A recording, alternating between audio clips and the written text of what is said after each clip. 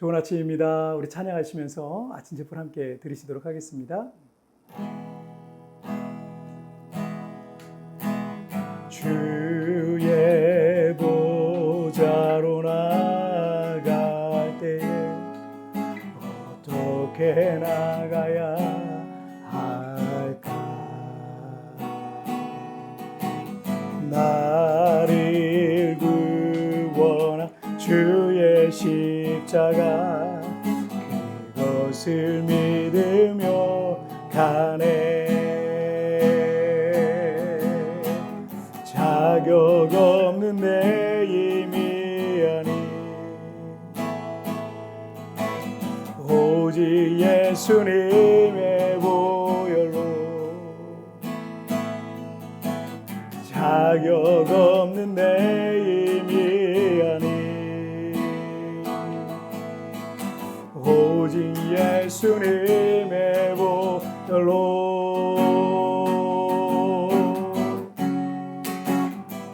십자가의 보혈 완전하신 사랑 힘입어 나아갑니다. 십자가의 보혈 완전하신 사랑 힘입어 예배합니다.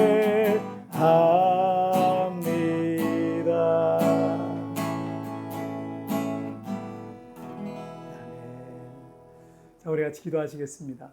하나님 아버지 감사합니다. 오늘도 이렇게 우리 하나님 앞에 예비하며 또 이 하루를 시작합니다. 날마다 하나님의 말씀에 내 마음을 비춰보고 또 예배하며 하나님 앞에 온전한 모습으로 서갈 수 있도록 주님 나를 붙잡아 주옵소서. 오늘 이 예배를 주님 받아주시고 이 제풀을 통해서 매일매일 주님을 더 닮아가는 삶이 되게 하여 주옵소서. 감사하며 예수님의 이름으로 기도하옵나이다. 아멘. 오늘 우리 주신 하나님 말씀은 요한복음 8장 1절부터 11절까지 제가 봉독해 올리도록 하겠습니다. 예수는 감람산으로 가시니라. 아침에 다시 성전으로 들어오시니 백성이 다 나오는지라 앉으사 그들을 가르치시더니 서기관들과 바리새인들이 음행 중에 잡힌 여자를 끌고 와서 가운데 세우고 예수께 말하되 선생이여 이 여자가 간음하다가 현장에서 잡혔나이다. 모세는 율법에 이러한 여자를 돌로 치라 명하였거니와 선생은 어떻게 말하겠나이까? 그들이 이렇게 말하면 고발할 조건을 얻고자 하여 예수를 시험함이로라. 예수께서 몸을 굽히사 손가락으로 땅에 쓰시니 그들이 묻기를 마지 아니하는지라. 이에 일어나 이르시되 너희 중에 죄 없는 자가 먼저 돌로 치라 하시고 다시 몸을 굽혀 손가락으로 땅에 쓰시니 그들이 이 말씀을 듣고 양심의 가책을 느껴 어른으로 시작하여 젊은이까지 하나씩 하나씩 나가고 오직 예수와 그 가운데 섰는 여자만 남았더라. 예수께서 일어나서 여자 외에 아무도 없는 것을 보시고 이르시되 여자여 너를 고발하던 그들이 어디 있느냐? 너를 정죄한 자가 없느냐? 대답하되 주여 없나이다. 예수께서 이르시되 나도 너를 정죄하지 아니하노니 가서 다시는 죄를 범하지 말라 하시니라. 아멘. 오늘 본문은 예수님께서 그 초막절, 이제 장막절, 수장절이라고도 부르는 그 절기에 예루살렘 성전에 올라가셨을 때 있었던 사건이었습니다. 예수님께서 메시아로서의 이 공생애를 한 2, 3년 정도를 지금 사신 상태고 수많은 사람들이 예수님을 따르고 믿었지만 서기관들과 바리새인들 그리고 대제사장들에게 예수님은 그들의 종교적 기득권을 위협하는 아주 위험스러운 존재로 보였습니다. 그래서 그들은 예수님께서 진리를 말씀하느냐 아니냐 또 옳으냐 그르냐는 상관없이 하루라도 빨리 나사렛 예수를 제거하려 했던 겁니다. 하지만 많은 백성들이 예수님을 따르고 그 말씀에 큰 영향을 받고 있었기 때문에 나사렛 예수를 죽일 명분을 만들어야 됐어요. 그래서 율법에 근거한 이 종교법상으로 그를 정죄할 수가 있고 또 정치적으로도 그를 죽일 합당한 근거를 가질 수 있었던 겁니다. 그래서 그들은 이 성전에서 사람들에게 말씀을 가르치고 계시던 그 예수님 앞에 음행 중에 잡힌 여자, 이 죄인이겠죠. 이 음행 중에 잡힌 여자를 끌고 와서 가운데 세워놓고 즉석해서 이 종교 재판을 열었던 겁니다. 자, 5절과 6절을 한번 보시죠. 모세는 율법에 이러한 여자를 돌로 치라 명하였거니와 선생은 어떻게 말하겠나이까? 그들이 이렇게 말하면 고발할 조건을 얻고자 하여 예수를 시험함이로라. 예수께서 몸을 굽히사 손가락으로 땅에 쓰시니. 이 바리새인들의 이 질문은 예수님의 대답이 어떻게 나오더라도 그를 곤란한 상황에 몰아넣을 수 있는 아주 까다로운 질문이었습니다. 만약 예수님께서 율법에는 그렇게 말했지만 돌로 쳐 죽이지 말라라고 말하면 예수님은 율법을 어긴 죄인이 되는 거예요. 그 율법을 지키지 말라고 하는 거랑 똑같은 거예요. 반대로 예수님께서 율법에 기록된 대로 돌로 쳐 죽여라라고 말한다면 그것은 사형을 집행할 수 없는 유대인이, 그런 신분인 유대인이 로마의 법을 어긴 것이 되기 때문에 나사렛 예수를 로마법을 어긴 사람으로 고발할 수 있게 되는 겁니다. 그러니 예수님께서는 어떤 대답을 하든 그들이 펼쳐놓은 올무에 걸려들 수밖에 없게 된 것입니다.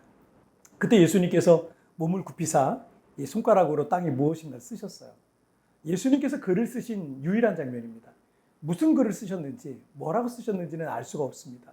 하지만 분명한 것은 예수님께서 땅에 뭔가를 쓰셨는데 그 쓰신 글을 보게 된 이 바리새인들이 한마디도 대꾸할 수 없었습니다. 그런데 이 7절과 8절을 보시면 그들이 묻기를 맞이 아니하는지라 이에 일어나 이르시되 너희 중에 죄 없는 자가 먼저 돌로 치라 하시고 다시 몸을 굽히사 손가락으로 땅에 쓰시니. 예수님께서는 그들을 향해 이 솔로몬의 지혜와 같은 아주 유명한 말씀을 남기시게 됩니다. 너희 중에 죄 없는 자가 먼저 돌로 치라. 과연 누가 그 여인을 향해 돌을 던질 수가 있겠습니까? 우리 인간 중에 하나님이 아닌 이상 죄 없는 사람이 단 한 사람이라도 있겠습니까? 그리고 다시 주님은 땅에 무엇인가를 쓰셨습니다. 아마도 6절에서 쓰셨던 그 글과 반복된 말씀을 8절에서도 쓰셨을 것 같습니다. 근데 제 개인적으로는 생각엔 너희 중에 죄 없는 자가 돌로 쳐라 이 말씀을 또 쓰시지 않았을까 생각이 들긴 해요. 양심의 가책을 느낀 이들은 어른부터 시작해서 젊은이까지 하나씩 둘씩 되돌아갔어요. 로마서 3장 10절부터 12절을 보시면 기록된 바 의인은 없나니 하나도 없으며 깨닫는 자도 없고 하나님을 찾는 자도 없고 다 치우쳐 함께 무익하게 되고 선을 행하는 자는 없나니 하나도 없도다 라고 하셨어요. 그래서 모든 사람이 죄를 범했고 하나님의 영광에 이르지 못하는 것입니다. 우리가 거룩한 척, 깨끗한 척, 죄 없는 척, 바르고 의로운 척 하는 것뿐이지 예수님께서 죄 없는 자가 돌로 치라 라는 말씀을 우리에게 하셨어도 우리 중 누구도 다른 누군가를 정죄할 수 없었을 것입니다. 우리 사람은요 그런 죄인입니다. 저는 예수님을 믿고 난 후로부터 좀 더 바르게 살려고 노력했던 것 같습니다. 예수님을 영접한 뒤로 성령께서 제 안에 계시니까 병들어 있었던 어떤 도덕성 같은 것들이 회복되는 과정이었습니다. 그런데 제가 얼마나 이중적이고 또 위선적인 사람인지를 깨달았던 일이 한 번 있습니다. 제가 대형 교회에서, 큰 교회에서 부목사로 사역을 하고 있었는데 성전을 건축한 뒤로 교회 본관에 가까이 붙어 있었던 곳에는 한 20여 대의 차량을 주차할 수 있었습니다. 거기 장애인 주차 공간도 이제 포함된 거죠. 4차선 도로를 하나 건너서 교회가 마련한 주차 빌딩에는 좀 더 많은 차량을 주차할 수 있었습니다. 아무래도 사람들이 본관 옆에 붙은 주차장을 선호하죠. 담임 목사님께서 그런데 우리 부목사님들 장애인 주차장이 포함된 본관 옆 주차장에 주차하지 말고 주차 빌딩에 주차하라 라고 몇 차례 말씀하셨어요. 장애인들 배려하고 급한 용무의 성도들 배려하는 게 당연하지 않습니까? 그래서 저는 목사님 말씀하셨으니까 저는 항상 주차 빌딩에 주차를 하고 또 좀 걸어야 되거든요. 본관으로 가다 보니까 주차하지 말라고 했던 곳에 우리 동료들이죠. 김 목사님, 박 목사님, 이 목사님, 최 목사님 이런 사람들이 그분들 차들이 막 보이더라고요. 그래서 속으로 아이고 목사님이 목사란 사람들 이렇게도 말을 안 듣나 이런 마음이 속으로 나오고 그런 일들이 사실 여러 번 있었어요. 그러던 어느 날 그 앞을 지나면서 속으로 또 아이고 사람들 참 이러고 있는데 주님께서 김 목사 너 그렇게 정죄할 것 같으면 속으로 죄 짓지 말고 너도 거기 주차해라 이렇게 말씀하시는 거예요.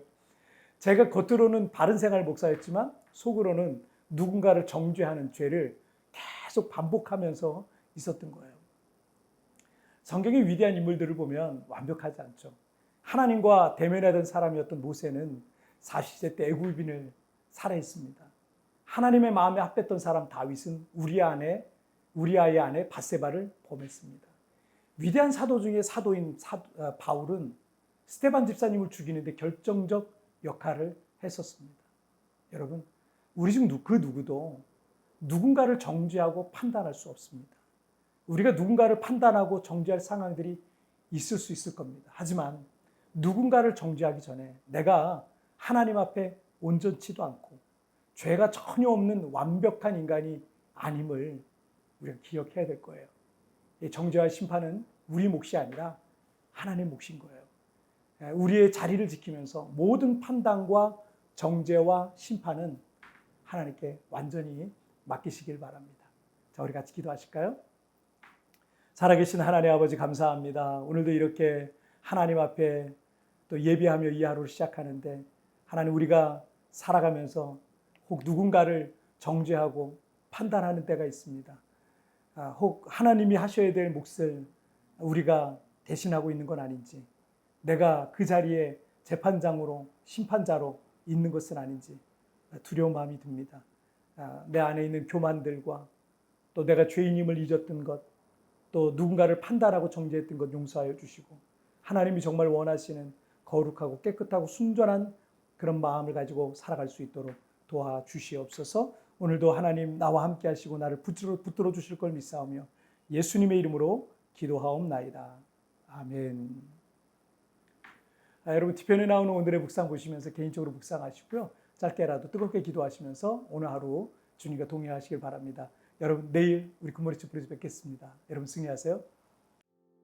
정죄와 심판은 우리의 몫이 아닌 하나님의 몫인 것입니다. 우리의 자리를 지키며 모든 판단과 정죄와 심판은 하나님께 맡기십시오. 혹시 나는 누군가를 판단하고 정죄하는 습관이 있지는 않습니까?